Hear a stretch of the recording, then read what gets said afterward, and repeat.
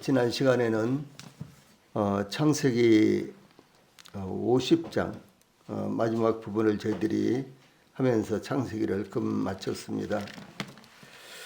우리가 창세기를 시작할 때 사실은 아주 중요한 부분만 중간중간 이렇게 하려고 했는데 창세기를 처음에 몇 장 하다 보니까 다 중요한 것 같고 다 함께 또 상고하면 참 좋겠다 싶어가지고 창세기를 자세하게 우리가 상고를 하게 됐습니다.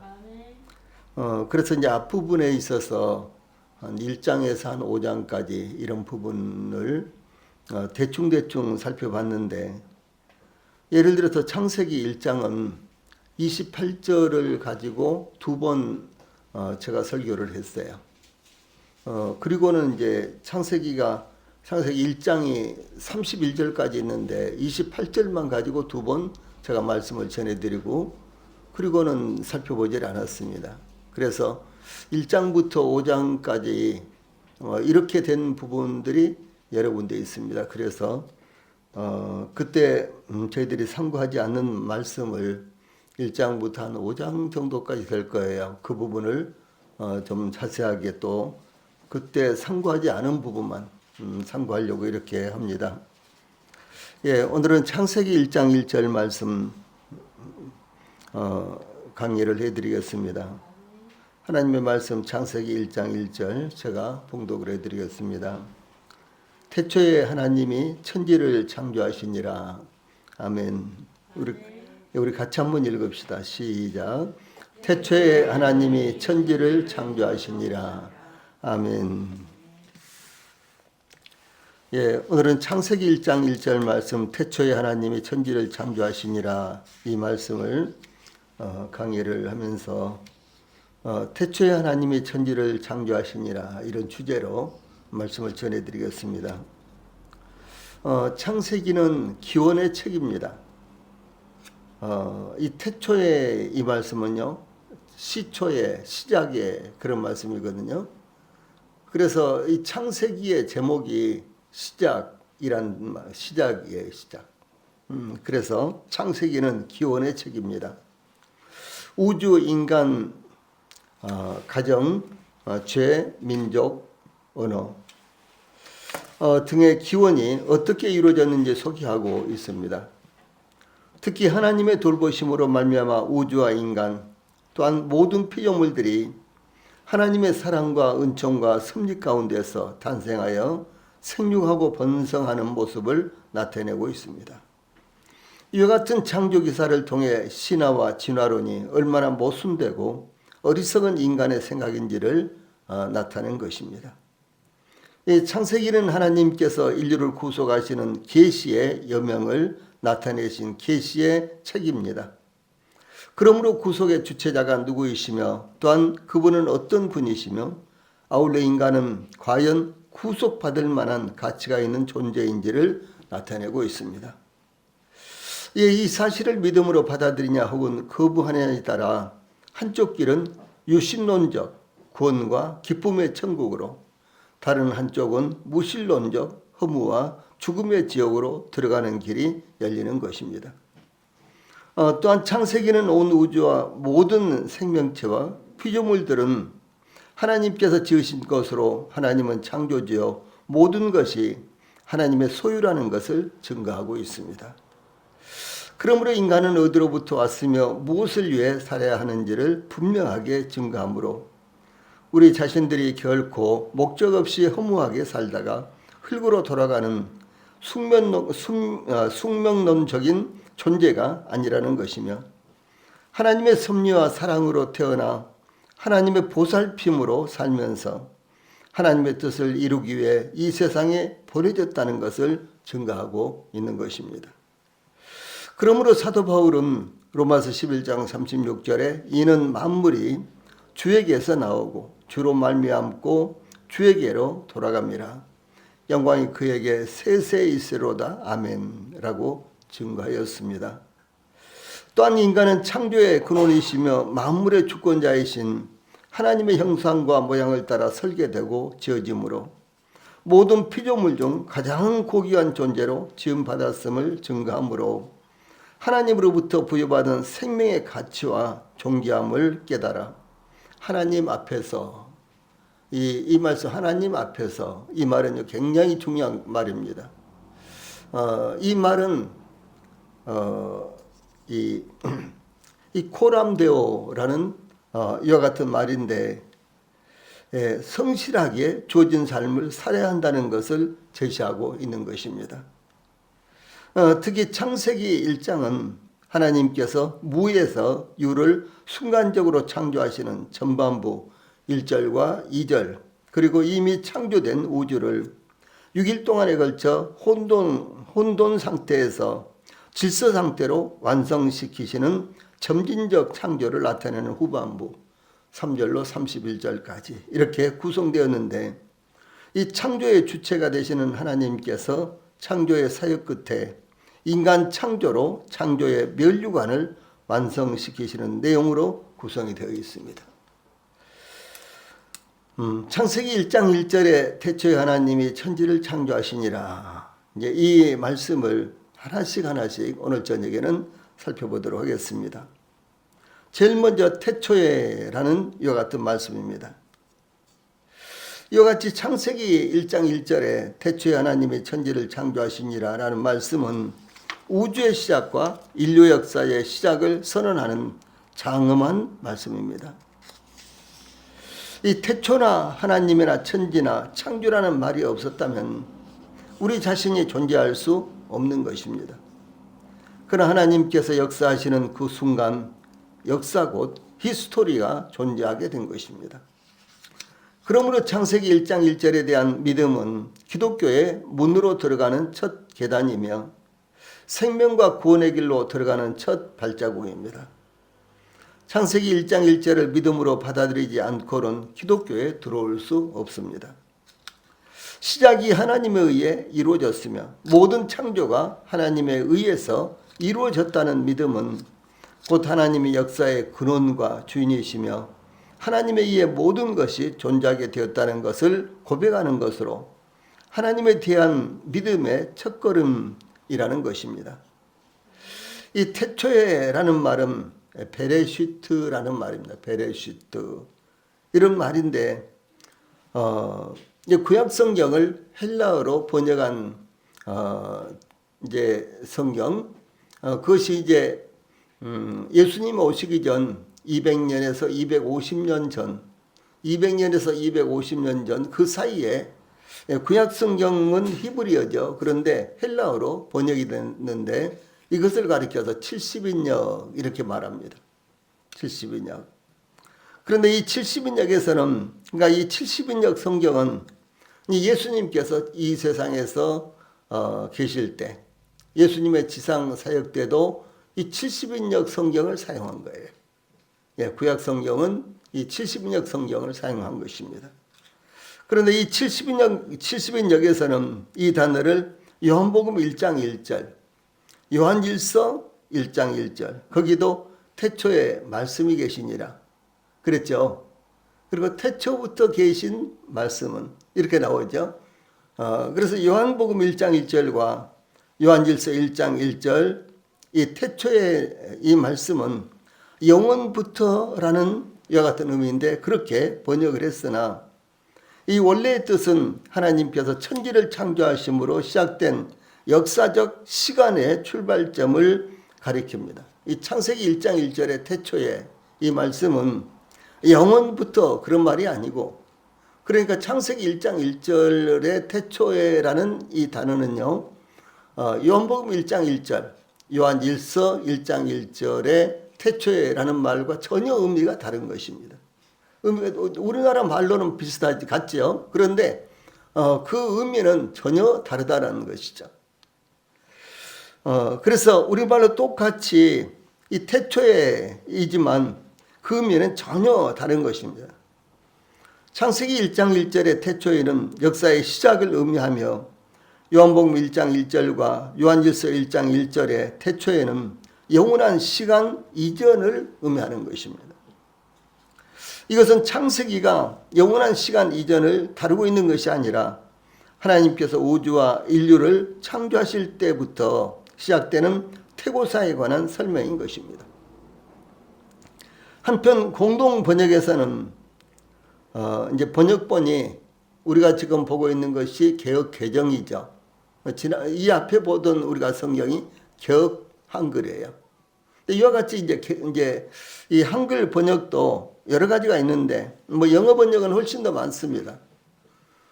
그런데 이 한글로 번역된 성경 가운데 공동 번역이라는 게 있어요. 예를 들어서 이 천주교에서는 이 공동 번역을 사용합니다. 그런데 이 공동 번역은 개신교의 일부 교회들과 그리고 천주교회가 공동으로 번역을 했어요. 그래서 공동 번역 이렇게 말합니다.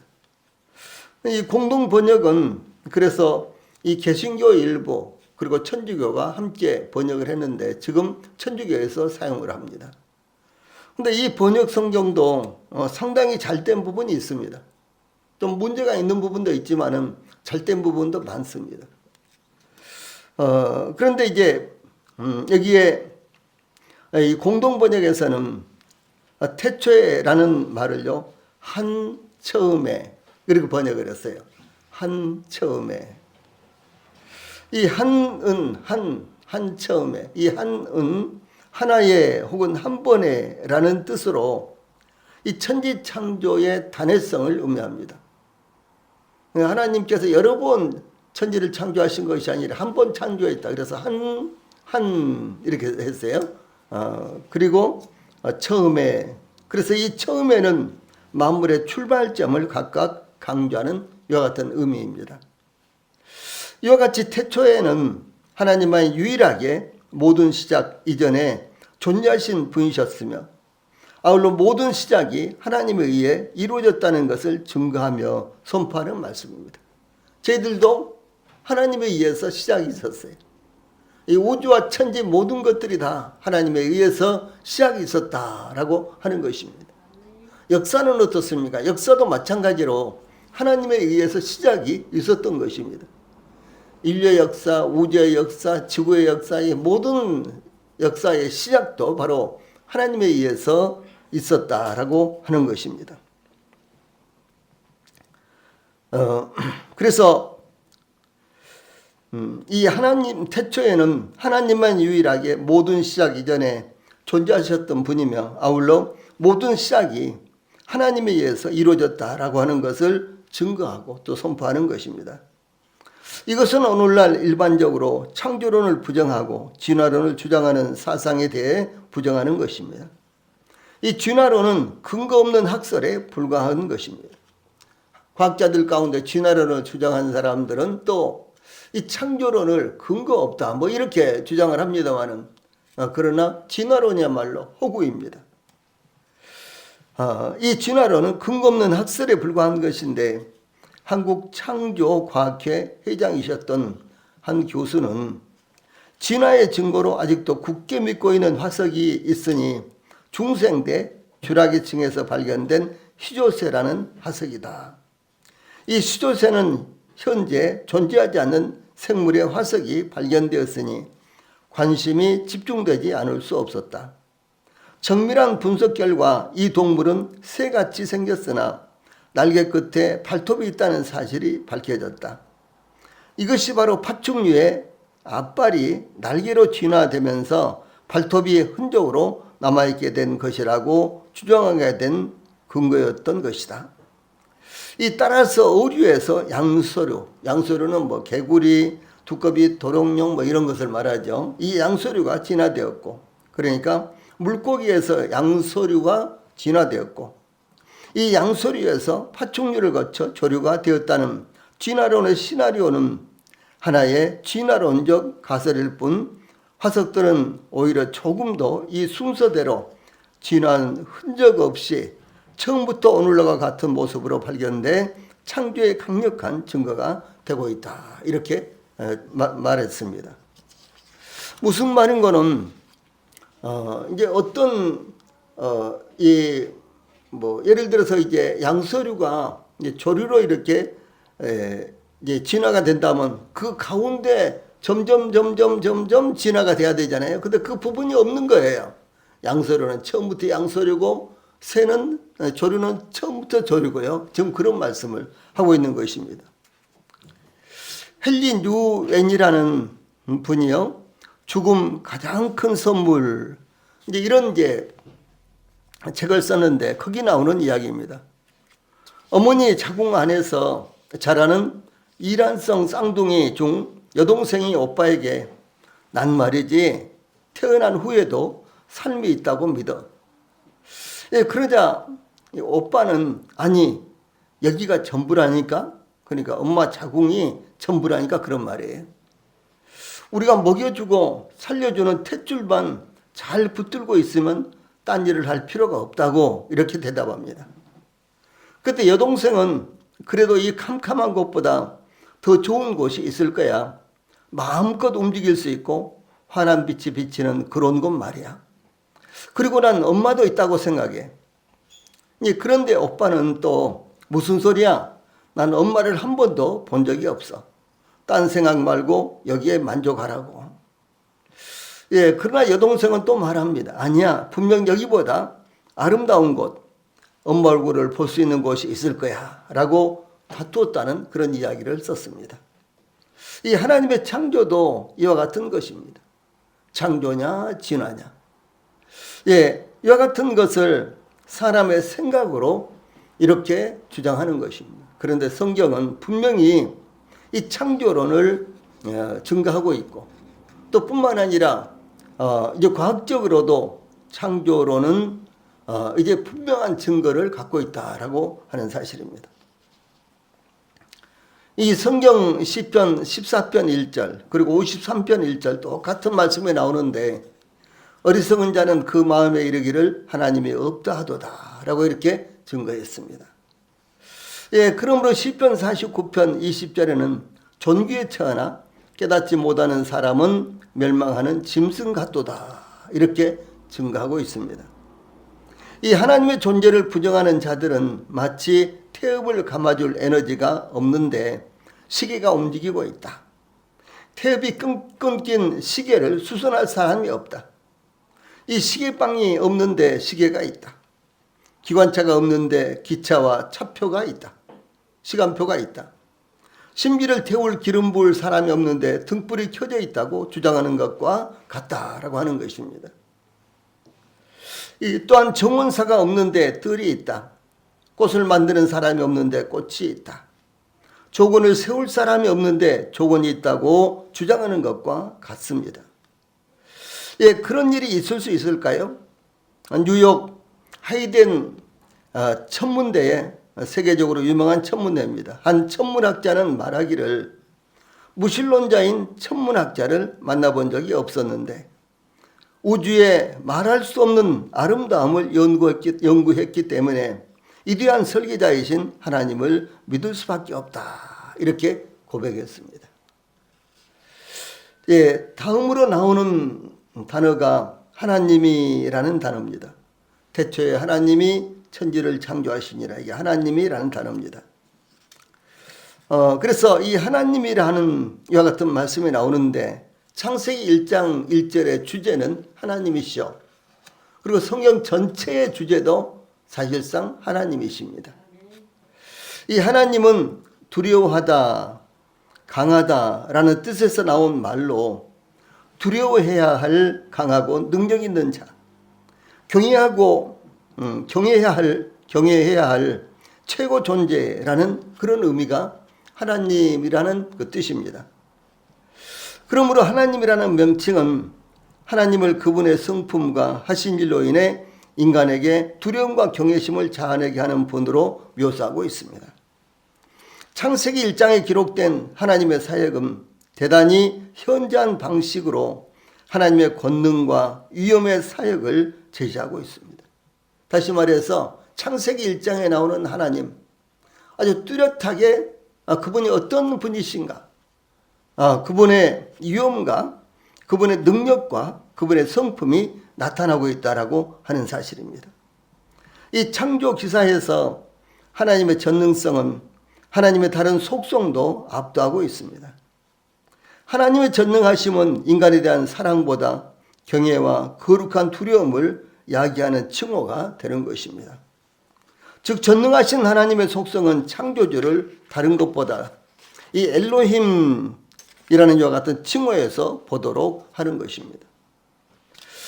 그러므로 어떤 학자는 창세기뿐 아니라 전 성경의 첫 이름에서 불린 자가 바로 하나님이라는 것은 극히 당연하다, 이렇게 증거했습니다.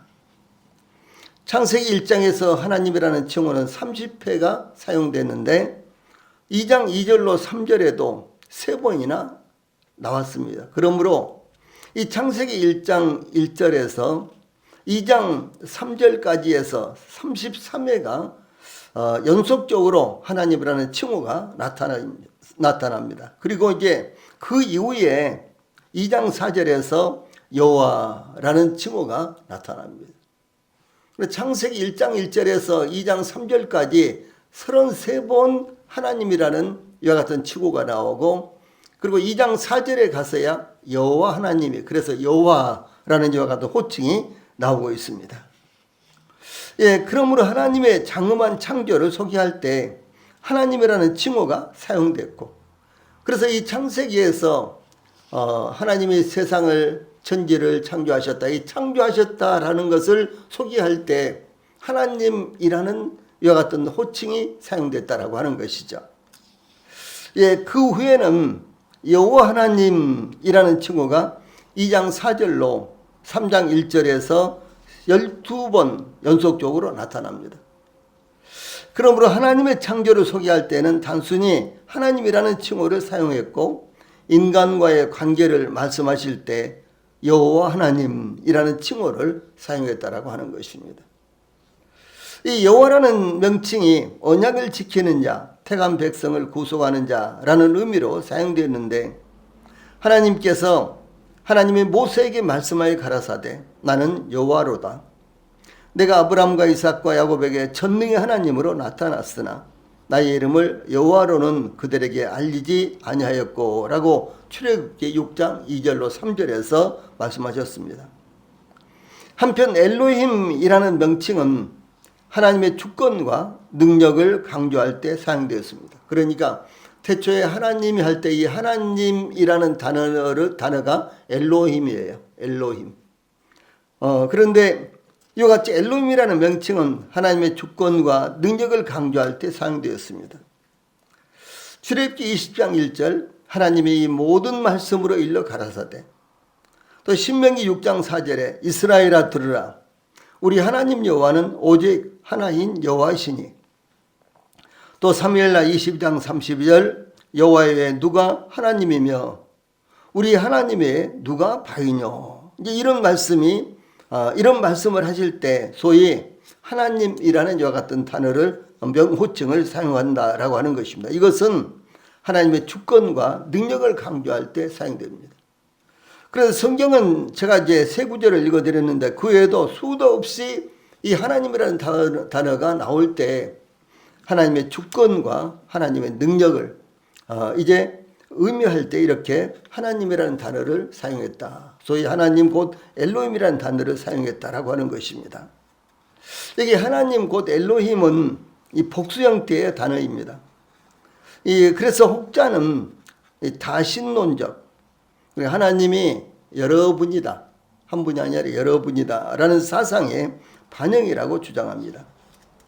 그러나 비록 형태는 복수형이지만 실질적으로는 단수로 취급되었다는 점에서 오히려 이를 삼위이시지만 일체이신 하나님의 존재 양식에 대한 암시로 볼 수가 있습니다. 이 하나님께서 인간을 창조하실 때 우리라는 단어를 3번 사용하셨습니다. 창세기 1장 26절에 하나님이 이르시되 우리의 형상을 따라 우리의 모양대로 우리가 사람을 만들고 그들로 바다의 물고기와 하늘의 새와 가축과 온 땅과 땅에 기는 모든 것을 다스리게 하자 하시고, 이렇게 이제 기록되어 있는데 여기에 하나님이 말씀하시기를 우리가 그랬단 말이에요. 우리가. 그래서 이와 같이 우리는 나, 이건 단수인데 우리 그러면 복수잖아요. 그래서 이 복수가 이렇게 세 번이나 연속적으로 나옵니다. 마찬가지로 하나님이라는 단어는요, 단수 명사가 아니라 이 하나님이라는 단어는 복수 명사라는 거죠. 그래서 하나님을 정확하게 엘로힘인데 이 엘로힘을 정확하게 번역을 한다면은 하나님들 이렇게 번역이 가능하단 말이죠. 그것을 말씀드리는 것입니다.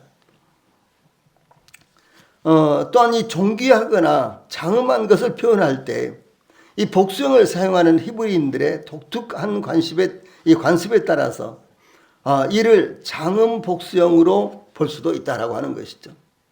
저가 그랬어요. 우리가 그랬어요. 그러죠.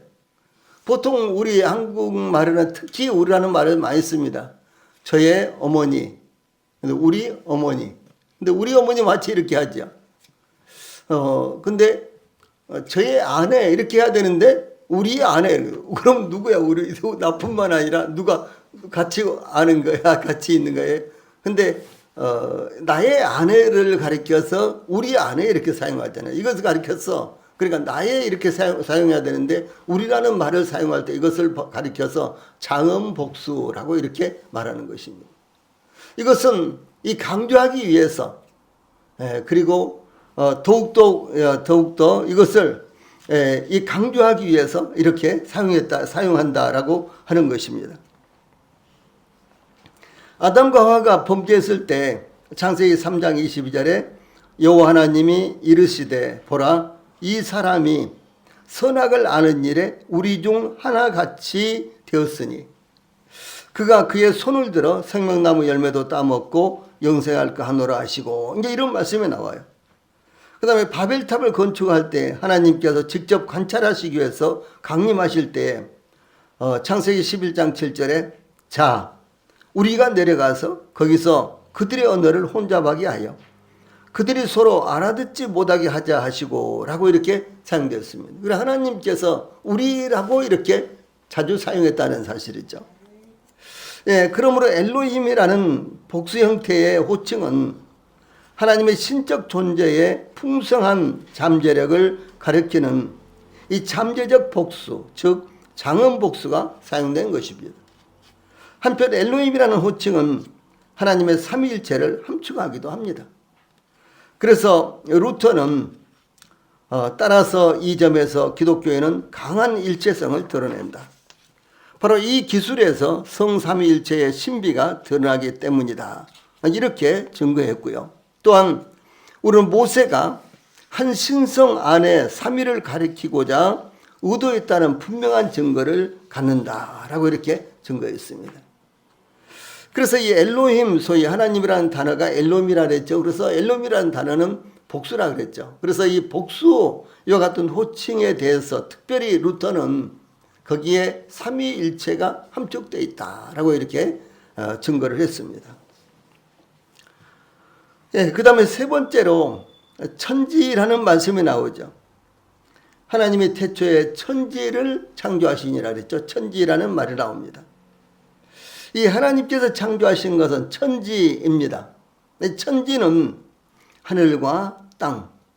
문자적으로 천지는 하늘과 땅으로 이것은 영어 성경에도 그렇고 히브리어 성경에도 동일하게 하늘과 땅. 하나님께서 태초에 하나님이 하늘과 땅을 창조하시니라 이렇게 나와 있어요. 근데 우리말로는 아주 간단하게 천지를 창조하시니라 이렇게 이제 되어 있죠. 그래서 이 하늘과 땅 소위 천지는 지구를 포함하여 은하계가 자리 잡고 있는 전 우주를 가리키는 이와 같은 단어입니다. 이 하나님의 창조의 대상은 하늘과 땅인데 우주를 창조하셨다는 것을 의미합니다. 하늘과 땅은 곧 우주를 의미하며 히브리어에서는 우주를 지칭하는 말이 없기 때문에 만물이라고 표현을 했습니다. 이런 말씀이 아주 많이 나옵니다. 시편 103편 19절, 119편 91절 등등이 아주 많이 나옵니다. 물론 이제 또 천지와 만물을 구분해서 증거하기도 했습니다. 예를 들어서 창세기 2장 1절에 천지와 만물이 다 이루어지니라 이렇게 또 증거하고 있고요. 또 신명기 10장 14절에서는 하늘과 모든 하늘의 하늘과 땅과 그 위의 만물은 본래 내 하나님 여호와께 속한 것이로되 이렇게 증거하고 있고, 느헤미야 9장 6절에서는 오직 주는 여호와시라. 하늘과 하늘들의 하늘과 이룰 성신과 땅과 땅 위의 만물과 바다와 그 가운데 모든 것을 지으시고 다 보존하시오니 모든 천군이 주께 경배하나이다 등 이렇게 나타나고 있습니다. 다시 말해서 히브리어에서는 우주라는 말이 없기 때문에 더러는 그냥 하늘이라고도 이렇게 사용하기도 하고, 그런가 하면은 이 만물이라는 단어를 자주 사용해서 우주를 이제 의미하는 이와 같은 단어로 사용했다라고 하는 것입니다. 이 하늘과 땅은 하나님의 창조의 근본이며 모든 존재하는 것은 하늘이나 땅에 있습니다. 예, 그러므로 하나님께서 최초에 창조하신 것은 모든 존재하는 것의 위치를 창조하신 것입니다. 하늘은 상부를 의미하며 복수형으로 하늘들이며, 그러니까 천지를 창조하시니라, 이제 하늘과 땅을 창조하시니라 그러는데, 여기 하늘과 땅 그냥 그렇게 된 것이 아니라요, 하늘들을 창조하셨다 이렇게 되어 있어요. 예. 그래서 이 복수형으로 하늘들이며 층층이 계속된 하늘 영역들을 가리킵니다. 하늘이 그냥 우리는 하늘 이렇게 합니다만은 이 말씀의 의미는 하늘이 계속해서 층층이 이렇게 여러 층으로 되어 있는 것을 의미하는 이와 같은 단어라는 사실이죠. 예. 이 사도 바울은 자신의 경험을 고린도후서 12장 2절에서 증거하는데, 그는 14년 전에 셋째 하늘에 이끌려간 자라 이렇게 증거하고 있습니다. 셋째 하늘에 이 사도 바울 자신이 지금 3인칭으로 내가 그런 사람을 안다 이렇게 말하면서요, 그는 셋째 하늘에 이끌려갔다 이렇게 말하거든요. 그리고 첫째 하늘, 둘째 하늘, 셋째 하늘, 예. 그 다음에 뭐 넷째, 다섯째가 또 있다고는 증거하고 있지 않습니다만은 이 셋째 하늘이라고 하니까 최소한도 첫째 하늘, 둘째 하늘, 셋째 하늘까지는 있는 거 아니에요. 이렇게 이제 층층으로 구성된 하늘을 이렇게 증거하고 있습니다. 또 솔로몬은 열왕기상 8장 27절에 하나님이 참으로 땅에 거하시리이까 하늘과 하늘들의 하늘이라도 주를 용납하지 못하겠거든 하물며 내가 건축한 이 성전이오리이까. 그래서 하늘과 하늘들의 하늘, 여기서도요 최소한도 이 3층천의 하늘을 증거하고 있습니다.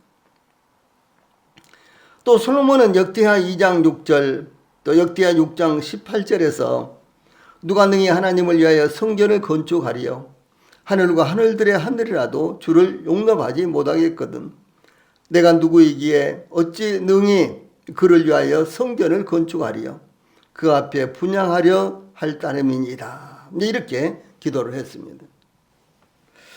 예, 그러므로 이 솔로몬도 소위 이 하늘과 하늘들의 하늘 이러면서요 하늘이 여러 층으로 되어 있다는 사실을 증거를 했습니다.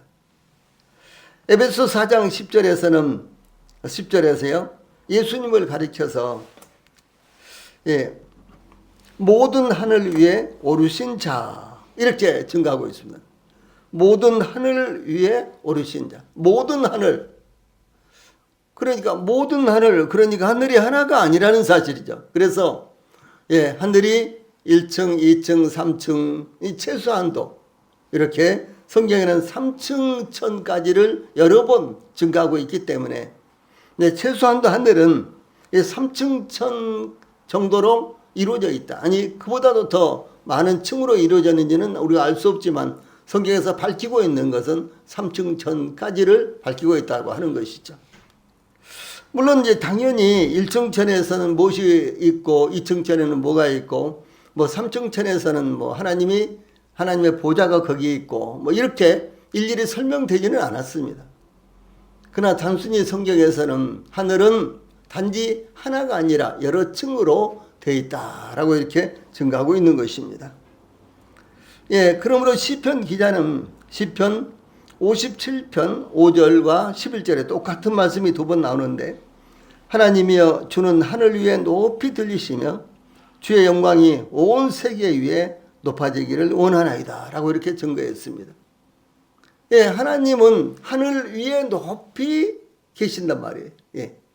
하늘에 계신다가 아니라 하늘 위에 높이 계신다 이렇게 증거하고 있는 것입니다. 예, 그래서 여기에 이제 천지를 창조하셨다 할 때 이 천지는 소위 하늘들과 그리고 땅을 의미합니다.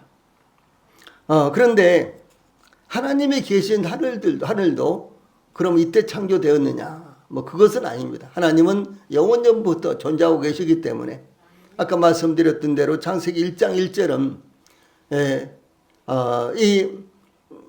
이 창조의 시작을 의미합니다. 다시 말해서 보이는 것이나 보이지 않는 것의 이 시작을 의미하기 때문에 영혼과는 관계가 없는 것 같은 말씀이다라고 하는 것이죠. 예, 마지막으로 창조하시니라 라는 단어가 이렇게 나옵니다. 이 구약 성경에는 창조하다라는 종류의 단어가 이제 세 가지 종류가 나와 있습니다. 그러니까 우리는 보통 이제 성경에는 보통 지으시고 만드시고 혹은 창조하시고 이렇게 이제 사용됐는데, 그런데 여기에 똑같은 이제 사실은 똑같은 의미입니다. 지으시고 만드시고 창조하시고 똑같은 의미죠. 우리말로는. 그런데 이 성경에서는 세 가지 종류의 창조하다라는 단어를요 구분해서 사용했다라고 하는 것이죠. 첫째로 여기 본문에 사용된 단어는요 바라라는 단어입니다. 바라. 그런데 이 바라라는 단어는 무에서 유에로의 완전한 신적 창조를 가리키는 단어입니다. 아무것도 없는 데서 유를 창조하시는 것. 그때 바라라는 단어를 사용했다라고 하는 것이죠. 두 번째는 아사라는 단어가 있는데요. 이 단어는 이미 창조된 물질을 재료로 하여 더 나은 물체를 만드는 것을 가리킬 때 사용되었습니다. 창세기 1장 16절에 하나님이 두 큰 광명체를 만드사 큰 광명체로 낮을 주관하게 하시고 작은 광명체로 밤을 주관하게 하시며 또 별들을 만드시고, 여기에 이제 큰 광명체를 만드셨다, 또 별들도 만드셨다, 이렇게 이제 만들다라는 단어가 나오잖아요. 그런데 그 전에 하나님께서요 빛이 있으라 하심에 3절에 창세기 1장 3절에 빛이 있으라 하심에 빛이 있었고 하나님이 그 빛을 보시기에 좋았더라 이렇게 되어 있거든요. 이미 빛을 만드셨어요. 그런데 그것을 활용하셔서 광명체들을 만드셨다라고 하는 사실이죠. 이때 이제 아사라는 단어가 사용됐다는 것이죠. 예를 들어서 나무가 있는데 그 나무로 장작을 만들었다는 거. 그 나무로 어떤 의자를 만들었다. 이렇게 될 수 있죠. 그러면 이것은 이제 아사라는 단어를 사용한 것이죠. 그런데 이제 우리 인간으로서는 도저히 불가능한 아무것도 없는 데서 무엇을 만들었다. 그러면 이것은 이 바라라는 이와 같은 단어를 사용한다는 것이죠. 그래서 이 바라라는 단어는 우리 인간이 무엇인가를 만들 때 해당되는 것이 아니라 신적 창조를 의미할 때 사용된 단어다라고 하는 것이죠. 예.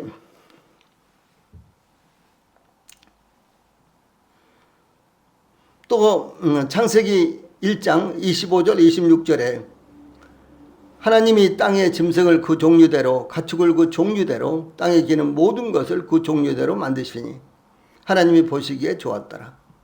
하나님이 이르시되 우리의 형상을 따라 우리의 모양대로 우리가 사람을 만들고 그들로 바다의 물고기와 하늘의 새와 가축과 온 땅과 땅에 기는 모든 것을 다스리게 하자 하시고, 이렇게 이제 동물들과 짐승들, 동물들과 그리고 인간을 만드시는 장면이 나옵니다. 그런데 우리 인간들을 만드실 때 하나님이 무엇으로 만드셨습니까? 흙으로 만드셨죠.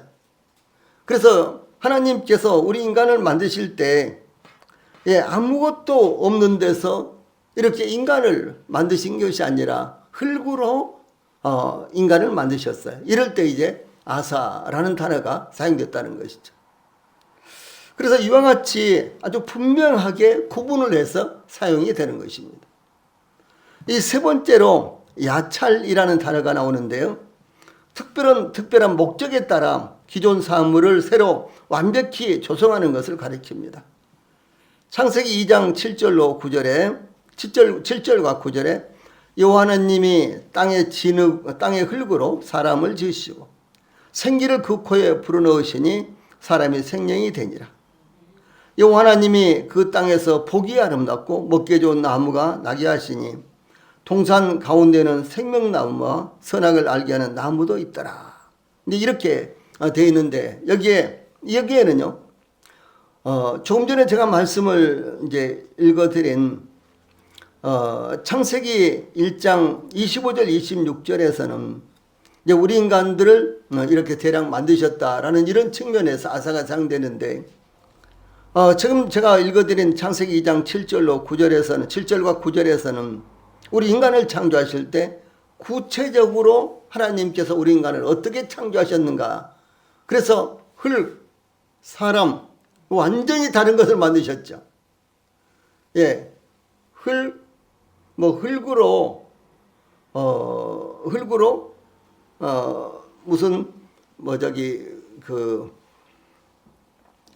옹기를 만드셨다든가 이런 것이 아니라, 흙은 무생물이잖아요.